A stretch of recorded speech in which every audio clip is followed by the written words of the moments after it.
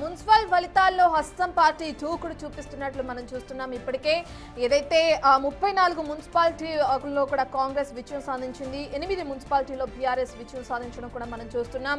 ఎక్కడికక్కడ అభ్యర్థులందరూ కూడా విజయం సాధించిన తర్వాత సంబరాల్లో మునిగి తేలుతున్నారు. గట్టి పోటీ ఇచ్చిందని చెప్పుకోవచ్చు ప్రతిపక్ష పార్టీలు. ప్రస్తుతానికైతే హస్తం హవా కొనసాగుతుంది. 34 మున్సిపాలిటీల్లో కాంగ్రెస్ విజయం సాధించడంతో ప్రతి ఒక్కరు కూడా సంబరాలు చేసుకుంటున్నారు. ఇక హస్తం పార్టీ దూకుడు కొనసాగుతుందని చెప్పుకోవచ్చు. ఇప్పటికే దీనికి సంబంధించి ప్రతి ఒక్కరు కూడా ఏ విధంగా రియాక్ట్ అవుతున్నారో కూడా చూస్తున్నాం. కాంగ్రెస్ హవా కొనసాగడంతో కాంగ్రెస్ నేతలందరూ కూడా ఉత్సాహంలో మునిగి తేలుతున్నారు.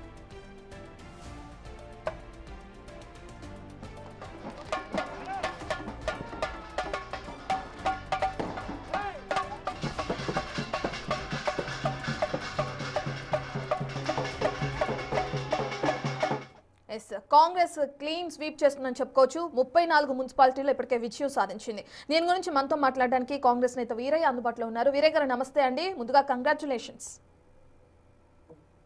నమస్తే అండి, థ్యాంక్ యూ. కాంగ్రెస్ ఏ విధంగా అయితే క్లీన్ స్వీప్ చేస్తూ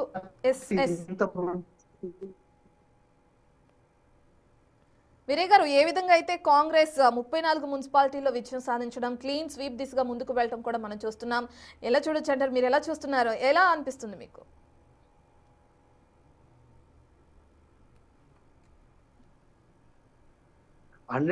చాలా సంతోషంగా అనిపిస్తుంది. అంటే యాక్చువల్ గా కాంగ్రెస్ పార్టీ విజయం సాధించడం అనేది తెలంగాణ ప్రజలు కూడా చాతలకు అవసరం. ఇది ఒక 2 సంవత్సరాలు మనం అధికారంలో రాగానే వచ్చిన ఎన్నికలు కావివి. 2 సంవత్సరాల పాలన అందించిన తర్వాత, అంటే దాదాపు సగం పాలన పూర్తవుతున్న సందర్భంలో ఇంత మంచి మెజారిటీ దక్కడం అనేది నిజంగా కాంగ్రెస్ పార్టీకి మంచి పరిణామం. ఇది రేవంత్ రెడ్డి గారి మార్క్ ప్రజా సంక్షేమానికి ఇది నిలువెత్తు నిదర్శనంగా చెప్పవచ్చు. రాబోయే 2028-29 సార్వత్రిక ఎన్నికలకు కూడా ఇది శుభ సూచకంగా మనం మాట్లాడుకోవచ్చు. అంటే 2 సంవత్సరాల తర్వాత అన్నప్పుడు మనం ఖచ్చితంగా ఆలోచించాల్సింది, ఇది అందరూ అప్రిషియేట్ చేయాల్సిన విజయం ఇది. మీరు గమనించాలి, ఒకటి అసెంబ్లీ ఎన్నికలప్పుడు గ్రామీణ ప్రాంతాలే ఎక్కువగా కాంగ్రెస్ కి పట్టం కట్టినాయి. పట్టణ ప్రాంతాల్లో కొంచెం తక్కువగానే ఉండే ఓట్ పర్సంటేజ్ కూడా పట్టణ ప్రాంతాల్లో తక్కువ అనిపించింది. కానీ ఇప్పుడు మొన్న సర్పంచ్ ఎన్నికల్లో గ్రామీణ ప్రాంతాల్లో మళ్ళీ బ్రహ్మరథం పట్టినారు. ఇప్పుడు పట్టణ ప్రాంతాల్లో కూడా బ్రహ్మరథం పడుతూ ఉన్నారు.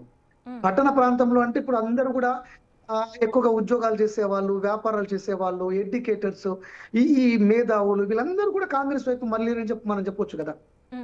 ఇది తెలంగాణ ప్రాంతానికి కూడా మంచి మంచి శుభ సూచకం. ఇది నిన్ననే ముఖ్యమంత్రి గారు చెప్పారు, 10 సంవత్సరాల పాటు కాంగ్రెస్ పార్టీ పాలన చేస్తుంది. సార్వత్రిక ఎన్నికలు గనక 1 నేషన్ 1 ఎలక్షన్ అనే 3లో గనక పోతే గనక ఇంకొక 6 నెలలు కూడా మా పాలన ఎక్స్టెన్షన్ అయ్యే అవకాశం ఉంది. ఖచ్చితంగా 10 ఏళ్ళు కూడా కాంగ్రెస్ పార్టీ ఉంటుందనే విషయం చెప్పారు. ఇది 100% ప్రజా సంక్షేమం చూసేస్తున్నారు ఓట్లు. ఇంతకు ముందు ప్రేమేందర్ రెడ్డి గారు చెప్పినట్లు చాలా తప్పుడు మాట్లాడి, ఎందుకంటే తెలంగాణ ప్రాంతము అస్తిత్వాన్ని చూసిన వాళ్ళకి తెలంగాణ ప్రాంతము ఒక్కసారి గత 100 సంవత్సరాలుగా చూడండి, బెదిరిస్తే ఓట్లు పడవండి. తెలంగాణ ప్రాంతంలో సత్యం కాదు అది. ఇందాక ప్రేమేందర్ రెడ్డి గారు ఆ మాటను విత్డ్రా చేసుకోవాలి, ఎందుకంటే అది తెలంగాణ ప్రజలను అవమానించినట్లు లెక్క. తెలంగాణ శక్తి సామర్థ్యాలని, తెలంగాణ భావాజాలాన్ని అది కించపరిచినట్లు లెక్క. బీజేపీ పార్టీకి ఇది కామన్ గా లేదు. ఇప్పుడు తెలంగాణ ప్రజలు సంక్షేమానికి వేస్తారు ఓటు, అభివృద్ధికి వేస్తారు ఓటు, చాలా ఆలోచించి ఓటు వేస్తారు, దేనికి ప్రలోభపడరు. కానీ వారి ఇందాక తెలంగాణ ప్రజలు భయభ్రాంతులకు గురి ఓటేసిరంటే నాకు నిజంగా చాలా వ్యక్తి అలా ఎలా మాట్లాడగలుగుతారు? తెలంగాణ ప్రజల్ని కించపరిచే విధంగా, తెలంగాణ ప్రజల ఓటుని కించపరిచే విధంగా ఎలా మాట్లాడగలుగుతారు? అలా తప్పు కదా ఆ మాట. ఇలా ఇంటింటికి సంక్షేమ కార్యక్రమాలు చేరినాయి. నేను స్పష్టంగా చూశాను. మున్సిపాలిటీ ఎన్నికల్లో నేను చేవెళ్ల పార్లమెంట్ లో ప్రచారం చేశాను, మహబూబ్నగర్ పార్లమెంట్ లో ప్రచారం చేశాను, నాగర్ కర్నూలు పార్లమెంట్ లో ప్రచారం చేశాను, భువనగిరి పార్లమెంట్ లో ప్రచారం చేశాను, నల్గొండ పార్లమెంట్ లో ప్రచారం చేశాను. నల్గొండ పార్లమెంట్ లో నేరేడు జిల్లా మున్సిపాలిటీకి నేను ఇన్ఛార్జ్ కూడా చేశాను. ఇన్ఛార్జిగా ఇల్లు తట్టా నేను. వాళ్ళు స్పష్టంగా చెప్పింది ఏంటంటే ప్రతి ఇంటికి కూడా సంక్షేమ కార్యక్రమం అందుతుంది. అంటే ఏదో ఒక రూపేనా వాళ్ళ కొంత లబ్ధి అనేది జరుగుతుంది. అంటే తెలంగాణ ప్రాంతం అంటేనే దాదాపు రైతాంగం ఎక్కువగా ఉండే ప్రాంతం ఇది. ప్రతి కుటుంబానికి లబ్ధి జరుగుతుంది కాబట్టి ఈ రిజల్ట్ మనకి స్పష్టంగా కనపడతా ఉంది. వీరే గారు, అలా ఇప్పటికే కాంగ్రెస్ హవా కొనసాగుతుంది. మీరు చెప్పినట్లుగానే అధికార పార్టీ కానీ లేదంటే ప్రతిపక్షాలు కానీ ఆరోపణలు ప్రత్యారోపణలు అనేవి చాలా కామన్ గానే ఉంటాయి. సో ఇప్పుడు మనం చూస్తే ప్రధానంగా అటు బీఆర్ఎస్ కానీ బీజేపీ కానీ గట్టి పోటీ ఇచ్చింది అనుకోవచ్చా? వెనుకంజలో ఉంది మనం చూస్తున్నాం. గట్టి పోటీ అనకూడదు, ఎందుకంటే యాక్చువల్ గా ఇప్పుడు చాలా చోట్ల ఇప్పుడు మీరే చెప్పారు, ధర్మపురిలో 15 సీట్లు ఉంటే 15 కాంగ్రెస్ గెలిచింది. ఎస్. అట్లా ఇప్పుడు నందికొండలో 12 ఉంటే 11 గెలిచేసింది. ఆలియాలు అంతే జరిగింది. ప్రతి చోట కూడా కాంగ్రెస్ గెలిచిన ఒక్కసారి చూడండి, మొత్తం క్లీన్ స్వీప్ చేసింది. ఇప్పుడు వాళ్ళు కూడా ఇప్పుడు ఇంకోటి ఏంటంటే అసెంబ్లీ ఎన్నికల్లో కూడా మీరు ఆలోచించాల్సింది, అసెంబ్లీ ఎన్నికల్లో 66 చోట్ల మాత్రమే కాంగ్రెస్ పార్టీ గెలిచింది. పార్లమెంట్ లో కూడా 8 సీట్లు మాత్రమే కాంగ్రెస్ పార్టీ గెలిచింది. 119లో 66 సీట్లు. అంటే ఇప్పుడు వాళ్ళు కూడా గెలిచారు కదా, బీజేపీ గెలిచింది, బీఆర్ఎస్ గెలిచింది. బీజేపీ పార్లమెంట్ లో 8 సీట్లు గెలిచింది. కానీ ఇప్పుడు బీఆర్ఎస్ గెలిచిన ఆ 39 చోట్ల ఒకసారి చూడండి, బీజేపీ గెలిచిన 8 పార్లమెంట్లో ఒకసారి చూడండి. కాంగ్రెస్ హవా కొనసాగుతా ఉంది. సూర్యాపేట మున్సిపాలిటీ ఇప్పుడే సూర్యాపేట మున్సిపాలిటీ రిజల్ట్ మనకు కొంత అందుతా ఉంది. 28 చోట్ల ఇప్పుడు రిజల్ట్ వస్తే 18 కాంగ్రెస్ గెలిచింది. ఇంకా 20 చోట్ల రిజల్ట్ ఉంది. సో అంటే ఇప్పుడు ఇవాళ సూర్యాపేట ఎమ్మెల్యే, సిట్టింగ్ ఎమ్మెల్యే ఎవరు? బీఆర్ఎస్ పార్టీ కదా.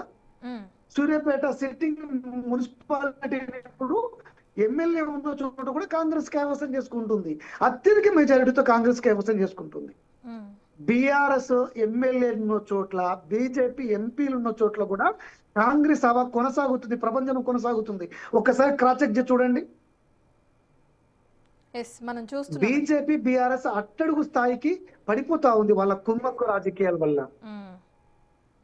కాబట్టి వాళ్ళు గట్టి పోటీ ఇచ్చారు అనే మాట మనము అనేది కాదు. 1-2 చోట్ల మీరు ఇంతకు ముందు తొర్రూరు అన్నారు, నిజంగా అక్కడ ఏం జరిగింది, ఎందుకు అలా ఓడిపోయింది అనేది ఖచ్చితంగా విశ్లేషించుకోవాల్సిన అంశం. అది ఖచ్చితంగా విశ్లేషించుకుంటూ దాన్ని సవరణ చేయాల్సిన చోట ఖచ్చితంగా సవరణ చేస్తాం కదా. ఈసారి కవిత బలపరిచిన అభ్యర్థి కూడా గెలుపొందడం మనం చూస్తున్నాం వీరే గారు. సో కవిత కూడా మార్క్ చూపించారు అనుకోవచ్చు ఎన్నికల్లో.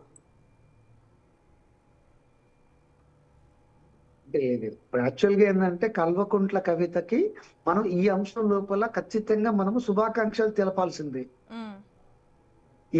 ఎవరైనా రాజకీయ పార్టీ పెడుతున్నప్పుడు సరే, వాళ్ళకి తొలి ఫలితం వాళ్ళకి వాళ్ళు మద్దతు తెలిపితే గెలిచినందుకు వాళ్ళ మన శుభాకాంక్షలు చెప్తే తప్పేం లేదు. అందరూ కూడా తన మొత్తం ప్రభావం చూపిస్తుంది అంటే నేను అసలేనమ్మా. ఎందుకంటే కవితకు కూడా మంచి పేరు ఏం లేదు. కవితకు మంచి పేరు ఎలా ఉంటుంది?